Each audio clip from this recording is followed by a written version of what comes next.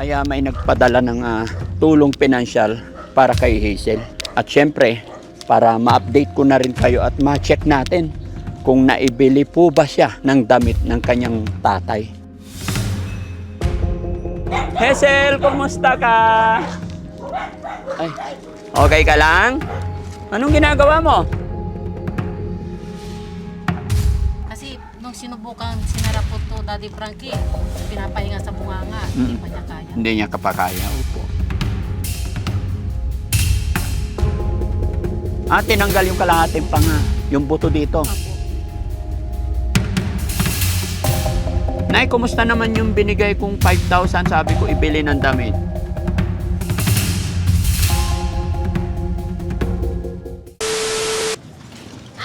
Hello!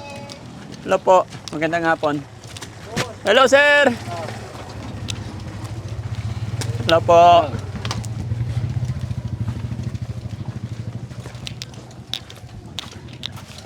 Magandang hapon mga kababayan. Kung natatandaan ninyo si Hazel na umuwi na ng bahay dahil naoperahan na po. At binigyan natin siya ng pambilin damit nakaraan na punta natin. Ngayon mga kababayan, kaya bumalik kami, ay may nagpadala ng tulong pinansyal para kay Hazel. At syempre, para ma-update ko na rin kayo at ma-check natin kung naibili po ba siya ng damit ng kanyang tatay. Dahil yun yung ibinilin ko po nung binigyan ko siya ng tulong pinansyal din. Nagbigay tayo ng 5,000 para mabilhan ng maayos-ayos na damit. Dahil nakakaawa yung sitwasyon, kalagayan ni Hazel. Kaya mga kababayan, samahan niyo po kami. At andito ang team ngayon. Nasa unahan si Kuya Sam, si Kuya Christian, tsaka si Boss Tax, si Kuya Rizky, at nandyan din si Kuya Ken. Yung iba nating kasamahan mga kababayan, sila Boss JB, sila Kuya Rab, at saka si Kuya Jesse, ay nandoon naman sa shelter. Sila naman po yung nagbabantay, nag-aalaga sa mga alaga natin doon. No? Mag-iingat po kayo mga kababayan, saan man po kayo naroroon. At kung sakali napapanood nyo itong video ito, pwede, i-share nyo po yung video para mas makatulong pa tayo. At syempre mga kababayan, sana kung ano yung pag-support nyo kay Daddy Frankie, support nyo rin po ang aking mga kasamahan. Itong mga nasa likuran kong walang sawa po na nakasuporta sa bawat lakad ng Team Daddy Frankie. Malaking bagay po yun mga kababayan. Follow nyo sila sa kanilang mga page. Subscribe nyo po sila sa kanilang mga YouTube channel para may kasama po ako sa pagcha-charity. No? Maraming salamat mga kababayan. Dire-diretso tayo sa video. Ayan mga kababayan, magandang araw po sa inyong lahat. No? Kasama natin, Hello! syempre, ang ating founder leader na si Daddy Frankie. Pupuntahan natin ngayon mga kababayan si Ate Hazel. Kasi gaya ng sinabi ni Daddy Frankie, nakalabas na siya galing sa operasyon. So dito tayo, naglakad tayo. Medyo hingal na kami mga kababayan. Malayo eh. Kakain lang. Hi Lola! Ayan yung kasama natin, makasama natin. Oh, Perisky, po naman. Ay, nayo si Hazel. Ayan. Yung mga yung binili niya Lola, halika po. Hazel, kumusta ka? Ay, okay ka lang? Anong ginagawa mo? binili niya. Ano to? Para saan to, Lola? Sa kanya po, Lola, dito ka po. parang nilang niya po yan. Ha? Pinag-aabalahan niya po ng mga, niya kamay. Pinag-aabalahan? Opo. Para pong inaano niya lang. Sel, andito si Daddy Frankie, oh. Di ba 19 kahapon? Opo, Daddy Frankie. Ano nangyari? Dinala po nila, umalis ka dyan. Bumalik po kayo. O, anong sabi ng doktor po? Ang sabi po ng doktor, di na po ako sumama, sinana lang po kasi. Okay po. Ano, So, anong sabi ng doktor? inaano po nila kung pwede. Katet, ikali ka nga, ikaw ang nagana. Sabi po daw nila. Okay, anong sabi nila, Nay? Yun pa daw yung leeg niya. Yung, Opo ka po, Nay. Anong sabi ng doktor, Nay? Tatry po na nag-book kasi ayaw pa niya, Dok. Ay, ayaw pa Daddy Frankie eh. Ayaw niyang? Ayaw pa niya paano kasi hindi pa niya masyadong makahinga sa bunganga. Ah, Kaya sa Lunes daw itatry na i-ano na daw. babalik ulit kayo ng Monday. Apo.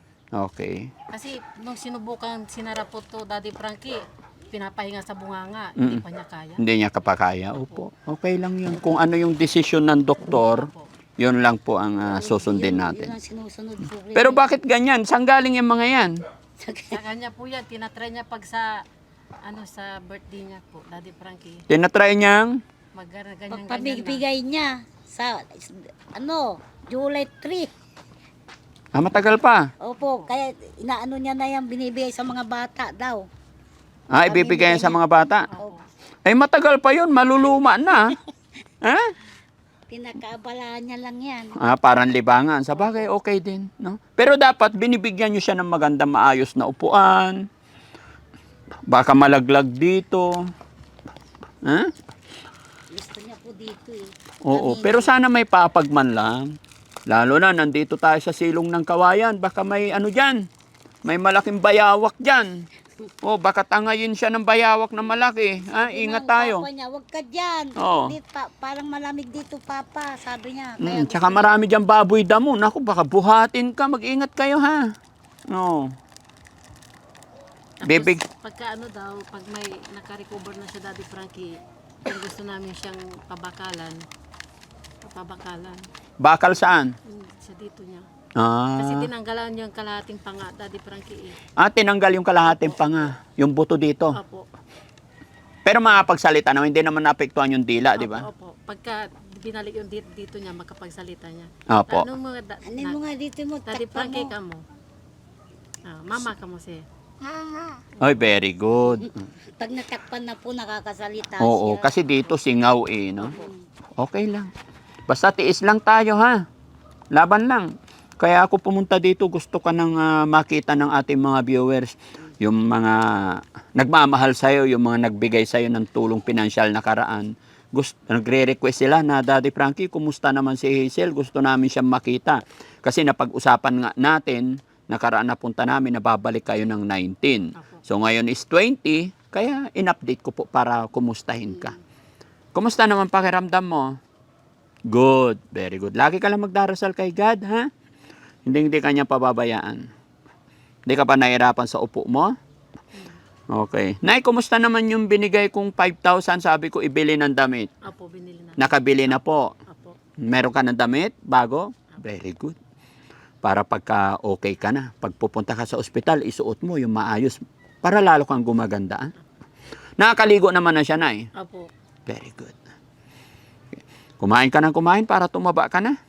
Ha? Mas lalo kang bibilis gumaling kung magiging malusog ka, para mas Ito lalakas. na po siya kumakain, Daddy Frankie. Sabi ng Pakita mo doktor yung damit mo na pagka, binili. Ang dami, marami. subukan yung kumain pagdating sa bahay, alam sabi po. nga sa amin kahapon. Oh. Kaya yan, sinusubukan niya na kumain. No, ano nangyari? Ayan.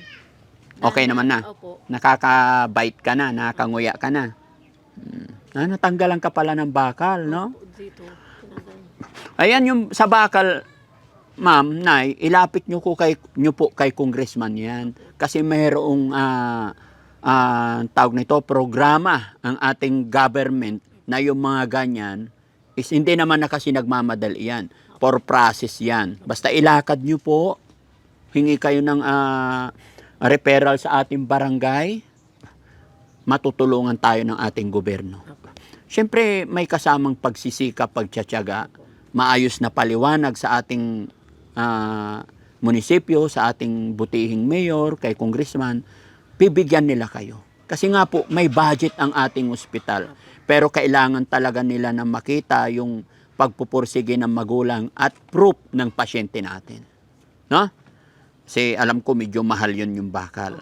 Pero kailangan po, kayang-kaya ng gobyerno nga, kasi sabi ko may budget. No? Tsaka ito, ma'am, paputol mo sa asawa mo kasi pagka nandito tayo, baka delikado matalas. Pag tumayo, hindi man si Hazel or isa sa pamilya nyo, problema na ay mga yan, oh. Naano niyo, wala siya dito, Daddy Francis, kasi naano niya yung yung pinapagawa ng, kasi nung pinaano namin sa kanya, nung, Pag nandito siya, kasi ayan, oh, kung dito naglalaro yung mga anak nyo, Yung mga Ay naku, malaking problema na naman yan. Nung Ito yung pagpunta binili nyo ko, kasi Daddy dito ng Frankie. Kamo, lahat. Okay lang, Nay, sumakit okay yung lang. Ano niya, yung dibdib niya. Yun ang pinano namin sa kanya. Marami namang araw kung ano yung araw na maluwag yung asawa nyo, yun ang gagawin, no? Kasi ilang taon na yan, ilang buwan na yan nandyan. Hihintayin pa ba natin na makadisgrasya? Matuklaw yung mata nyo dyan, bulag tayo ha, pasensya na po. Kasi sabi nyo, dito malamig, pero andyan yung nakaambay yung mga panganib. Doon tayo magkakaproblema. Eh? Okay, huwag kayong magalit sa akin. Di ba, Hazel? Okay? Pairam ng libro. Ay, ito pala, tinapay. Hindi niya pa na. Sulat yung gusto niya ibigay sa inyo. Nasulat ka na. Ha? Hindi pa nakasulat. Ay, hindi pa nakasulat. O, Hazel, may dala akong tinapay, ah? Merienda kayo ni Lola tsaka si Mama, ah? Pagpasensya mo na yan. Saw-saw kape. Pwede ng kape sa'yo? Hindi na bawal. Ay, hindi, gatas. Gatas po. Saw-saw mo sa gatas, ah? Oo, palakas ka, ha? Pairam ng libro natin. Yan, mayroon na naman akong babasahin. Ito yon. Ayan. Hiling niya po, Daddy Frankie, pag araw niyang birthday niya daw, sana nandito daw kayo. Oh, sige, malayo pa. Ano? Yan ang sabi niya. Oo, sige, sige. May awa ang Diyos. Ha? Basta ang po po... siya eh. Ha? Magpi-15. Magpi-15 na siya. Oh, very good. Basta magpataba ka. Para pag nag-birthday ka, maganda na. Higit sa lahat, lagi kang mag-pray. Priority natin yung kalusugan mo, ha? Okay. Ito yan, no? So, may mga nag-message ulit sa akin, nagpadala through GCash. Sabi nila para kay Hazel, para pandagdag daw po sa kanyang pambili ng gamot, no? 1,005 from, galing po kay Bibdel. At 1,950 galing kay Ma'am Usina. At 3,000 kay Jane and Jong ng UK. So, total po is 5,955. Ayan, kaya isa rin ang reason kung bakit nandito kami ngayon, no? So, sana na yung mga pinapadala ng ating mga kababayan ay maingatan at para sa paggamot, paggaling, mabilis paggaling ng ating baby, ano? So, ito na, bilangin nyo po, Nay. Kay ano? Kay Hazel, no? Very good naman si Hazel. 1, 2, 3, 4, 5, 6, 7, 8, 9, 10. Tapos, ayan, so 5,000 na yan, no? So, 955. 5, 6, 7, 8, 950 and 5 pesos. Dami ng pera ni Hazel. Okay? Salamat sa Panginoon, no? Huwag tayong magsawa, magdasal sa lahat ng mga blessing na dumarating sa atin. Lagi nating pasasalamatan si God. Okay? Anong masasabi ni Nanay? Maraming salamat po sa mga tumutulong sa anak ko, saka kay Daddy Frankie, lalong-lalo kay God. Ilang po. No? Si Lola naman. Lola, dito ka po. Ano masasabi ni Lola sa mga nagmamahal sa iyong apo? Marami pong salamat sa lahat ng nabibigay kay Hazel, sa nagsusuporta kay Daddy Frankie, tsaka yung mga viewers. Lalo na po sa inyo, Daddy Frankie at sa mga kasama nyo. Maraming salamat po. Yung mga binibigay pong bayaya nyo kay Hazel, babalik din ng Panginoon po sa inyo yan. Kapag po kayong parang si Hazel po gumaling na kaagad. Patuloy po yung paggagapon niya para po siya bumalik sa pag-aaral. Kaya maraming po salamat sa mga nagbibigay po ng mga tulong. Hindi po ako magsasawa magpapasalamat po sa kanila. At lalo na po sa inyo, Daddy Frankie.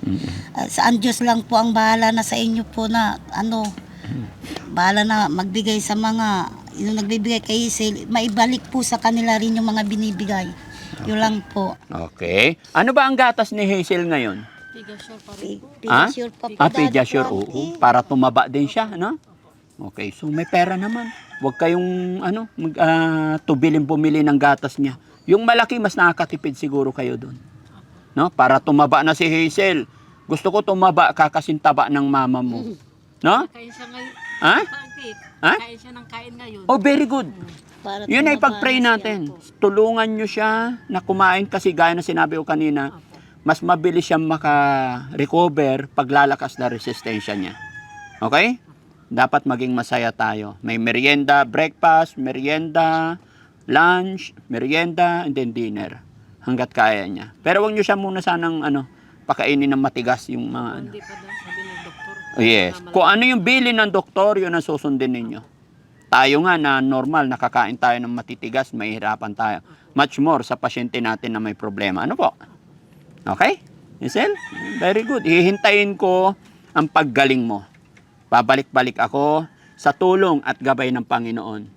Babalik-balik ang Team Daddy Frankie. At syempre, papasalamat ako mga kababayan, mga kabarangay, sa mga kababayan natin na walang sawang sumusuporta, nagmamahal, nagpapaabot ng kanilang tulong, suporta at pagmamahal sa ating beneficiary na si Hazel. Magmula sa araw na ito, ang ating bida kay Ma'am Babe Del, kay Ma'am Usina, at saka kay Jane and Jong ng UK. Maraming salamat po sa inyo. Kayo po ang bida sa araw na ito. Nawa po ay hindi kayo magsawa sumuporta, tumulong sa Team Daddy Frankie. Kabayan, ako yung magpapaalala, baka sakaling nanonood ka pa sa puntong ito, maglalambing po ako. Paki-share po itong videos natin para mas makatulong pa tayo sa ating mga kababayan na nangangailangan ng tulong. At syempre, sa lola ni Hazel na talagang nagsumikap kahit na mainit, talaga yung kinuwento niya sa akin. Lahat po ng mga bahay-bahay o kung saan sa palengke siya umabot, humihingi po siya ng tagli 5 piso barya-barya para lang makalikom ng pambili ng gamot nung time na hindi pa nakikita ni Daddy Frankie ang kanyang apo. Kaya labis, lubos ang pasasalamat niya sa ating Panginoon dahil nandyan po kayo na nakasuporta. Dahil po sa inyo, yung kung makita nyo lang yung iyak nila nung unang-unang bigay natin ng tulong pinansyal. Dahil hindi talaga sila na-admit or hindi talaga sila makagalaw. Dahil ultimo pamasahe ay hirap talaga. Kaya nga masasabi ko mga kababayan, napakahirap ng buhay ng taong mahirap. Okay lang sana na tayo mahirap, wag man sana tayong daanan or bigyan or wag tayong magkaroon ng mga sakit. Pero sabi ko mga kababayan, kasama po sa buhay yung mga ganyang pagsubok. At eto na nga, sa tulong at gabay ng ating Panginoon at sa suporta nyo ng mga sponsors namin, napaopera na si Hazel. Sana tuluyan na siyang gumaling. Di ba, Lola? Opo. So, Lola, hindi na po kami magtatagal. Marami pong salamat sa inyo, Daddy Frankie. Mm-mm. Tsaka sa inyo mga samahan po nila. Ayun. At syempre mga kababayan, bago matapos ang bidyong ito, ako'y maglalambing din sa inyo. Pakisupport din po si Aling Rochelle sa kanyang YouTube channel. At isa pa mga kababayan, gumawa din po ng second page ang aking paboritong asawa, Aling Rochelle Vlogs 2.0. Pakisupport din po mga kababayan para sa ganon ay mas makatulong pa tayo. Magandang gabi, magandang umaga, magandang tanghali sa inyong lahat mga kababayan. Luzon, Visayas, Mindanao. Daddy Frankie po, anak ng Pangasinan. I love you all and God bless.